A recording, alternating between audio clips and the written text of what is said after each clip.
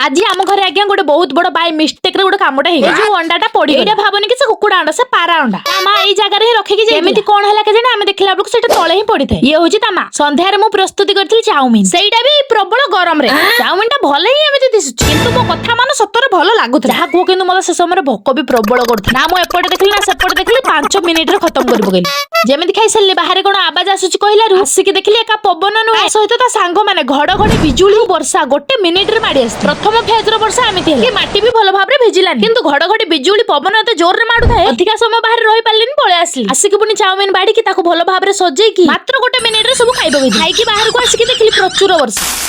खरा दिन रे बड़ वर्षा खरा दिन रे तो कबे शीत आसीनी आयो रे मां टेंशन न नै कि पुनी आ गोटे फेज खाइबा लागि मु जति को बनैथिली सफा खाइ सालनी ए दुनिया रे एमिति भी फास्ट फूड पागल अछंती ए जो घर वर्षा जगो तो करेंट पळे जाई प्राय 2-3 घंटा आइ जीवन आ पवन तो एते जोर कोन कहि वर्षा आबे अधिका हेउनी किंतु पवन एते जोर रे मारछ मु गोटे छत्ता धर के जाईथिली सिए ही उडे चली आस्तिली रहउची जय जगन्नाथ।